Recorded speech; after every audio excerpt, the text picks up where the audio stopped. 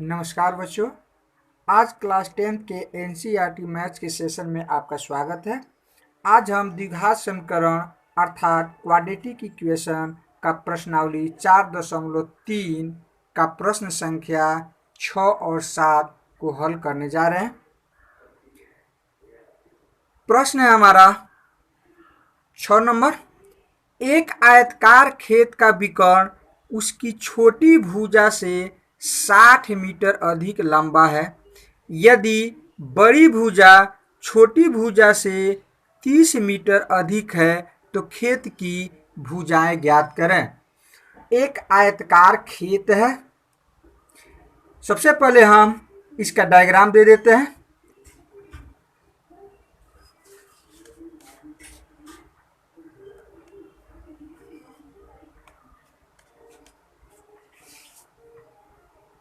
इसका नाम दे देते हैं ए, बी, सी एवं डी। ये हमारा आयताकार खेत है। हम जानते हैं कि आयताकार आकृति में आमने सामने की भुजाएं बराबर होती है।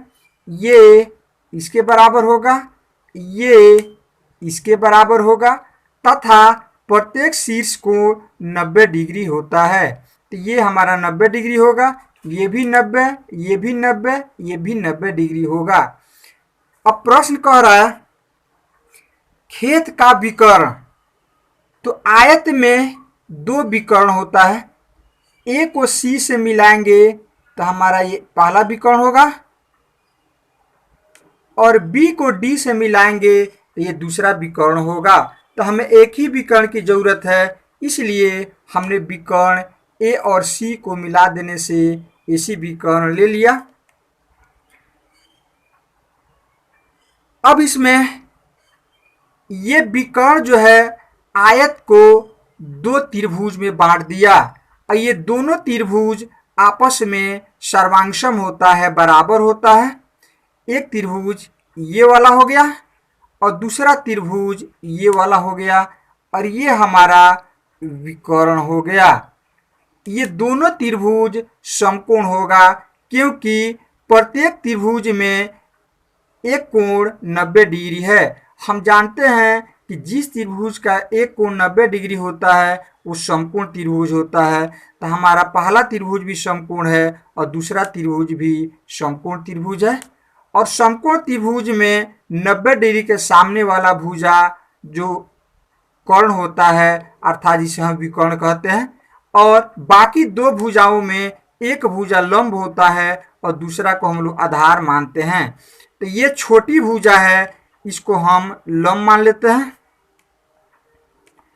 ये हमारा हो गया छोटी भुजा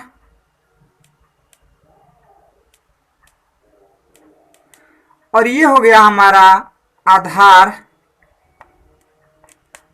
जो बड़ी है अर्थात ये बड़ी भुजा हो गया। ये बड़ी भुजा हो गया। सेम यही प्रोसेस इसके साथ हम कर सकते हैं। फिलहाल हमें किसी एक त्रिभुज को ही लेकर आगे बढ़ना है। अब प्रश्न कर रहा है खेत का विकर्ण। यहां पर आप देख रहे हैं खेत का विकर्ण उसकी छोटी भुजा से 60 मीटर अधिक लंबा है। मतलब कि विकर्ण जो है छोटी भुजा से 60 मीटर अधिक लंबा है। अर्थात यदि छोटी भुजा 10 हो तो उसमें 60 जोड़ देंगे तो विकर्ण निकल जाएगा। मतलब कि छोटी भुजा जितना भी होगा उसमें 60 जोड़ देंगे तो हमारा विकर्ण निकल जाएगा। अर्थात कंडीशन के हिसाब से हमारा विकर्ण जो है छोटी भुजा से 60 अधिक है। छोटी भुजा प्लस 60, छोटी भुजा प्लस 60, छोटी भुजा जो भी होगा उसमें 60 जोड़ देंगे तो हमारा विकर्ण निकल जाएगा। फिर दूसरा कंडीशन कहता है कि बड़ी भुजा छोटी भुजा से 30 मीटर अधिक है। अर्थात बड़ी भुजा बराबर छोटी भुजा +30 मतलब कि छोटी भुजा जितना होगा उसमें हम 30 जोड़ देंगे तो बड़ी भुजा प्राप्त हो जाएगा। अब इससे यह स्पष्ट होता है कि दोनों ही स्थिति में छोटी भुजा यदि हमको प्राप्त हो जाए तो हम विकर्ण भी निकाल सकते हैं और बड़ी भुजा भी निकाल सकते हैं।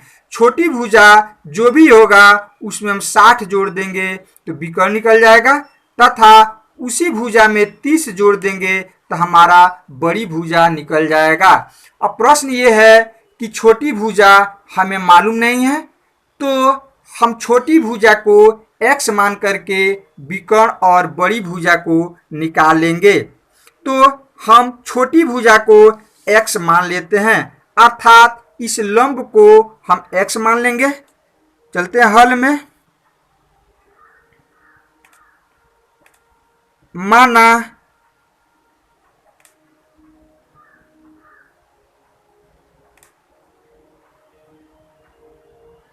छोटी भुजा बराबर x मीटर। प्रश्न से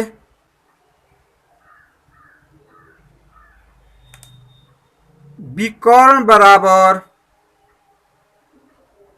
विकर्ण का मतलब AC, AC बराबर छोटी भुजा से 60 अधिक है। छोटी भुजा हमने x माना है, ये हो जाएगा x + 60 मीटर। पुनः बड़ी भुजा, बड़ी भुजा का मतलब BC, तो BC बराबर हमारा हो जाएगा छोटी भुजा +30, मतलब छोटी भुजा जितना होगा उसमें 30 जोड़ देंगे। छोटी भुजा हमारा x है, x + 30 मीटर। इस तरह से हमारा विकर्ण निकल गया, बड़ी भुजा निकल गया, और ये छोटी भुजा जो डायग्राम के हिसाब से AB है, AB निकल गया। अब हम इस समकोण त्रिभुज में आएंगे। हम जानते हैं कि समकोण त्रिभुज में तीनों भुजाओं के बीच एक संबंध होता है जिसको पाइथागोरस ने स्थापित किया था, जिसे हम पाइथागोरस प्रमेय के नाम से जानते हैं। पाइथागोरस प्रमेय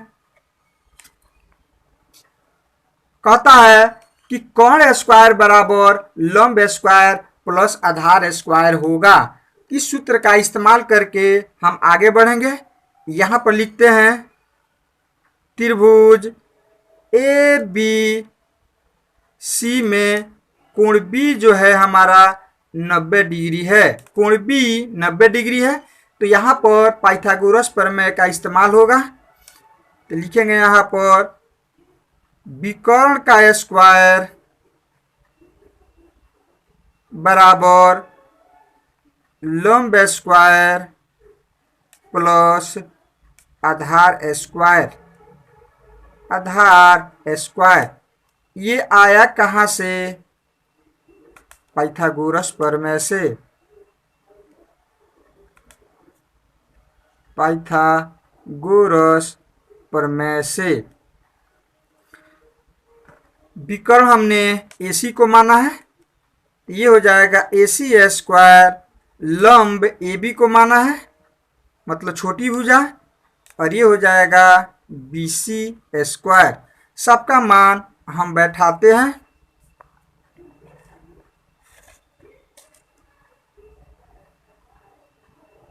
AC हमारा है x + 60, AB हमारा है x छोटी भुजा, और BC हमारा है x + 30। अब a + b के होल स्क्वायर पर इसको तोड़ेंगे और a + b के होल स्क्वायर पर इसको भी तोड़ेंगे। बोलेंगे a लिखेंगे x, बोलेंगे b लिखेंगे 60। a + b का whole square a square + 2ab plus B square बराबर के दूसरे साइड में आते हैं ए प्लस बी का whole square, A square plus 2 B plus B का स्क्वायर। अब हम देख रहे हैं एक्स स्क्वायर इधर भी है, एक्स स्क्वायर इधर भी है, इसको हम काट देते हैं, गुना है गुना करो, 60 दूनी 120 एक्स प्लस 60 का स्क्वायर, 60 गुना 60 3600 बराबर किधर आते हैं एक्स स्क्वायर, 30 दूनी 60 एक्स और 30 का स्क्वायर 30 गुना 30 900। अब चूंकि इसे द्विघात समीकरण का रूप हमें देना है इसलिए सभी पदों को हमें एक साइड ले जाना पड़ेगा। द्विघात समीकरण एक्स स्क्वायर यहाँ पर है, इस सबको हम उस साइड ले जाते हैं, इस साइड 0 होगा, एक्स स्क्वायर प्लस 60 एक्स, ये प्लस 120 एक्स इसके नज़दीक आएगा तो माइनस 120 एक्स होगा, प्लस 900, ये प्लस 3600 दूसरे साइड में जाएगा ना होगा। अब हम जानते हैं RHS को LHS में और LHS को RHS में लिख सकते हैं, मान में कोई परिवर्तन नहीं होगा, चिन्ह में कोई परिवर्तन नहीं होगा। X square plus minus minus घटेगा, 120 में से 60 एक्स जाएगा, 60 एक्स चिन्ह रहेगा बड़ी संख्या का अर्थात माइनस लगेगा, प्लस माइनस माइनस घटेगा, 3600 में से 900 जाएगा 2700 और चिन्ह बड़ी संख्या का 3600 बड़ी संख्या इसका चिन्ह माइनस है तो 2700 के साथ माइनस लगा देंगे, इधर हमारा आ जाएगा 0। अब आप इसे द्विघात सूत्र से या चाहे तो गुणनखंड विधि से आप x का मान निकाल सकते हैं। तो चलिए हम इसे गुणनखंड विधि से हल करते हैं। -60 को हटाना है, इसके जगह पर दो संख्या रखना है इस प्रकार कि दोनों संख्या को जोड़ो या घटाओ तो 60 है और उसी दोनों को गुना करो तो 2700 आना चाहिए। मतलब मान लो दो संख्या p और q है तो इसको जोड़ो या घटाओ -60 के बराबर आना चाहिए और इसी दोनों को गुना करो तो -2700 गुने 1 तो -2700 आना चाहिए। अब दो संख्या बताओ जिसको गुना करो तो 2700 आ जाए और उसी दोनों को जोड़ो या घटाओ तो 60 आ जाए। तो इस तरह से हमारा दो संख्या मिल गया 90 गुना 30। बड़ी संख्या के साथ ये वाला चिन्ह आप लगा देना। अभी दोनों को गुना करोगे तो -2700 आएगा, इसी को जोड़ो या घटाओगे तो -800 आ जाएगा, -8 आएगा। अतः हम -60 को हटा करके -90 और +30 का चिन्ह प्लस है तो +30 लिख सकते हैं। तो एक्स स्क्वायर +30 को हम पहले लिख देते हैं, आगे पीछे लिख सकते हैं, -90x -2700 बराबर 0। अब दो दो पद का समूह बना करके उभयनिष्ठ है तो कॉमन लो, दोनों में x कॉमन होगा, इसमें x बचा प्लस x कट जाएगा 30, यहाँ पर माइनस माइनस x इसमें है x इसमें नहीं है तो x कॉमन नहीं होगा। 90 और 2700 90 के टेबल में है तो 90 हम बाहर ले लेते हैं तो 90 से 90 कट जाएगा, एक बार में सिर्फ x बचेगा, माइनस माइनस प्लस 90 से 27 में भाग देंगे 30 होगा बराबर 0। अब एक फिर यहाँ पर x प्लस 30 इसमें भी है और इसमें भी है, फिर दोनों में से बाहर आएगा, ये हो जाएगा x प्लस 30, जो बचेगा दूसरे ब्रैकेट में डालो तो यहाँ पर x बचा, ये हमारा हो जाएगा 90 बराबर 0। अब एक बार इतना बराबर 0 एक बार इतना बराबर 0 करके x का मान निकाल लेते हैं। यदि x प्लस 30 बराबर 0 तो प्लस 30 उधर जाकर के माइनस 30 होगा। यदि x माइनस 90 बराबर 0, माइनस 90 उधर जाकर प्लस होगा, x बराबर 90। अब x का दो मान आ गया, एक माइनस 30 एक प्लस 90। चूंकि ये माइनस 30 जो है अमान है क्योंकि भुजा हमेशा धनात्मक होगा, तो ये वाला मान हम छोड़ देंगे, इस मान को लेकर आगे बढ़ेंगे। तो यहाँ पर हम चूंकि x बराबर माइनस 30 अमान्य है, इसलिए x बराबर हमारा 90 होगा, 90 मीटर। अर्थात छोटी भुजा हमारा x है जो 90 मीटर आ गया।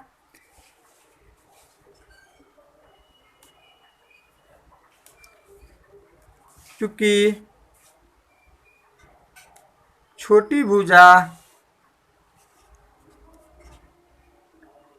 जिसको हमने ए बी माना है, ए बी बराबर हमारा आ गया 90 मीटर। अतः विकर्ण का मतलब हो गया कि AC, तो AC हमारा है x प्लस 60। x का मान हमने निकाला है 90, तो 90 प्लस 60 बराबर 150 मीटर। तथा बड़ी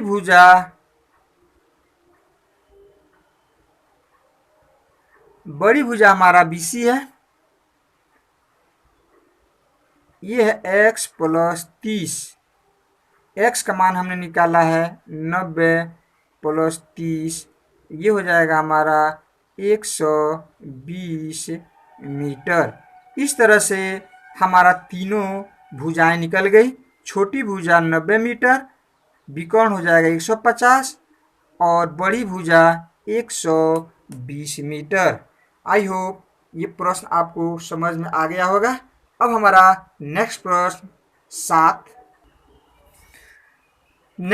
है हमारा, दो संख्याओं के वर्गों का अंतर 180 है। छोटी संख्या का वर्ग बड़ी संख्या का 8 गुना है, दोनों संख्याएं ज्ञात करें। मतलब हमें दो संख्या ज्ञात करनी है, उसमें एक बड़ी है और एक छोटी है।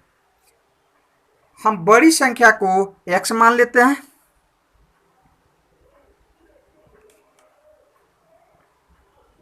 माना बड़ी संख्या बराबर x तथा छोटी संख्या बराबर y।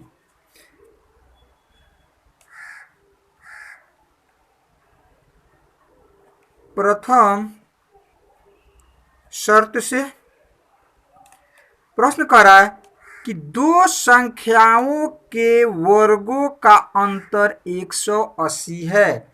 मतलब कि जो दो संख्या है उसका वर्ग करें और फिर उसका अंतर करें तो 180 के बराबर होगा। तो बड़ी संख्या का वर्ग माइनस छोटी संख्या का वर्ग बराबर 180 होगा। अंतर का मतलब घटाव, दो संख्या का अंतर मतलब दोनों संख्या को घटाएंगे तो जो संख्या प्राप्त होगा वो दो संख्या का अंतर कहलाएगा। हमारा प्रश्न है कि दो संख्या के वर्गों का अंतर मतलब जो दो संख्या आपने माना है उसका वर्ग करें और फिर अंतर करेंगे तो वो 180 के बराबर होगा। तो प्रथम शर्त से बड़ी संख्या का वर्ग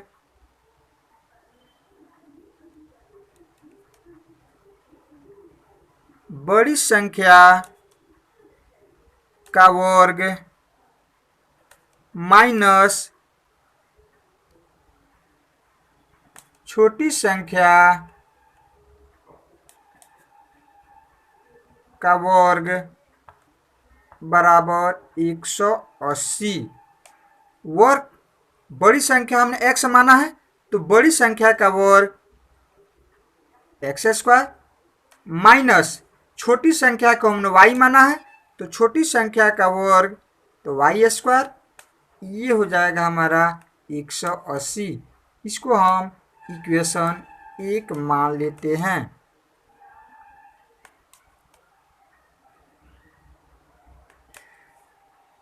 दूसरे शर्त से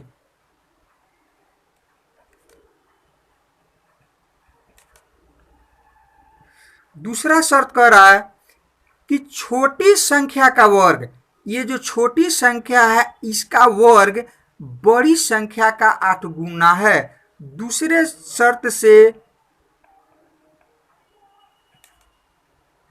छोटी संख्या का वर्ग कितने के बराबर है, तो बड़ी संख्या का 8 गुना, मतलब 8 गुना बड़ी संख्या के बराबर है। अब इसका बीजगणितीय रूप दे देते हैं। छोटी संख्या का वर्ग, तो छोटी संख्या हमने y माना है तो छोटी संख्या का वर्ग मतलब y का वर्ग वाई स्क्वायर होगा बराबर 8। बड़ी संख्या को हमने x माना है तो 8 गुना x 8x होगा। इसको हम इक्वेशन 2 मान लेते हैं। क्योंकि हमें x का और y का मान निकालना है, यदि इस वाई स्क्वायर का मान हम यहाँ पर बैठा दें तो ये 8x यहाँ पर आ जाएगा। इस तरह से ये हमारा द्विघात समीकरण हो जाएगा और फिर यहाँ से हम x का मान निकालेंगे। तो समीकरण 2 से वाई स्क्वायर का मान हम समीकरण 1 में रखते हैं। वाई स्क्वायर का मान समीकरण 1 में रखने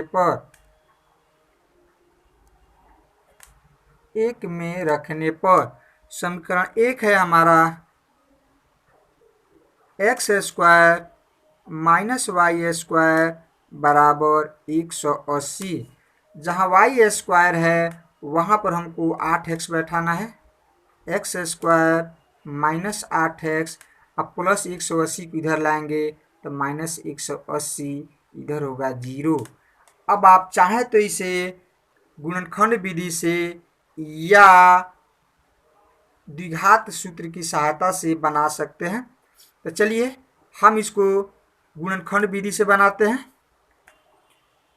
एक्स स्क्वायर 8 को हटाकर 2 संख्या लेना है इस प्रकार कि दोनों को गुना करो तो 180 आए और उसी दोनों को जोड़ो या घटाओ तो 8 आना चाहिए, माइनस 8 आना चाहिए। तो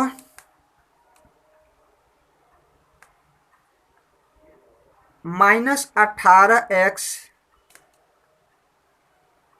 18 और 10 में गुना करेंगे तो 180 आ जाएगा। 18 में से 10 घटा देंगे 8 आ जाएगा।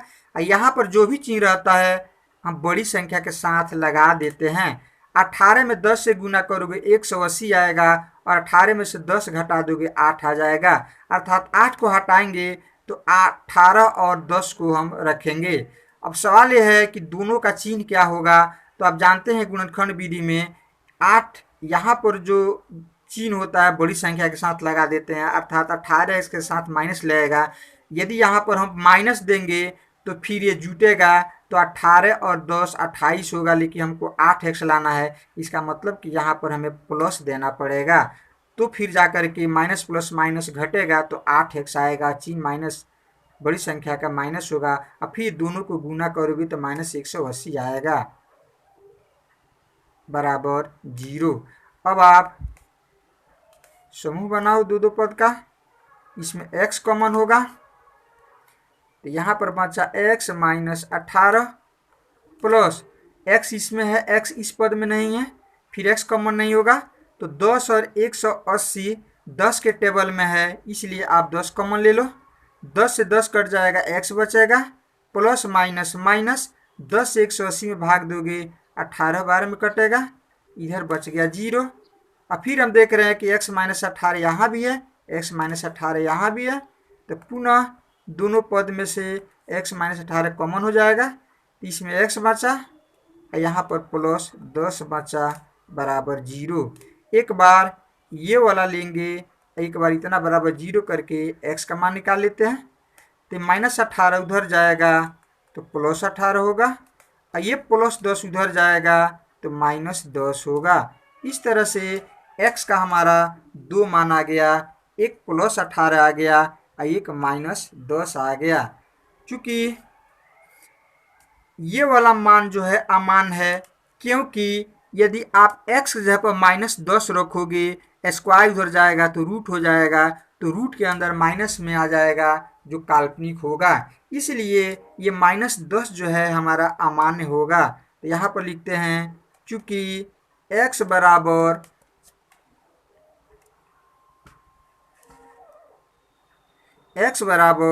माइनस 10 अमान्य है, अमान्य है, इसलिए x बराबर 18 होगा। अब इस x का मान हम समीकरण 2 में रख करके y का मान निकाल लेते हैं। x का मान समीकरण 2 में रखने पर समीकरण 2 हमारा हो जाएगा y स्क्वायर बराबर 8 गुना x, x जब पर 18 होगा, स्क्वायर इधर आएगा तो रूट हो जाएगा, तो y बराबर स्क्वायर जाएगा तो यहाँ प्लस माइनस लगा देंगे, 8 गुना 18, तो 8 को हम लिख देते हैं 4 गुना 2 और 18 को लिख देते हैं 9 गुना 2, क्योंकि वर्गमूल निकालना है तो या तो आप दोनों को गुना करके डायरेक्ट निकाल दें या इसको गुणनखंड निकाल दें, इस तरह से कि जोड़ा में आए या उसका वर्ग हो जाए। तो यहाँ पर आप देख रहे हैं 4 का वर्गमूल 2 होता है तो 2 बाहर आ जाएगा, 9 का वर्गमूल 3 होता है, 3 बाहर आ जाएगा, 2 जोड़ा हो गया तो 1 2 इसमें से आएगा। तो इस तरह से y बराबर हमारा हो जाएगा प्लस माइनस 3 दूनी 6, 6 दूनी 12 होगा। इस प्रकार हमारा y का 2 मान आया। यहाँ पर हम लिखते हैं तो अभीष्ट हल हमारा, अभीष्ट हल मतलब जो दोनों संख्याएं होगी या तो 18 और 12 हो सकता है या 18 माइनस 12 हो सकता है। x का मान तो सेम ही है, y का मान यहाँ पर आपका एक प्लस आ जा रहा है, एक माइनस आ जा रहा है, तो x का मान यदि 18 लेंगे तो y का मान या तो 12 होगा नहीं तो माइनस 12 होगा। इस तरह से ये दोनों ही हमारा हल हो सकता है। आई होप आपको समझ में आ गया होगा। प्यारे बच्चों, यदि वीडियो अच्छा लगे, इससे आपका कंसेप्ट क्लियर होता हो तो इस वीडियो को लाइक करें, सब्सक्राइब करें एवं अपने अन्य दोस्तों को शेयर भी करें ताकि इसका लाभ उनको भी मिल सके। साथ ही कमेंट भी करें कि कहीं त्रुटि हो तो उसको सुधारा जा सके। धन्यवाद। Thank you very much.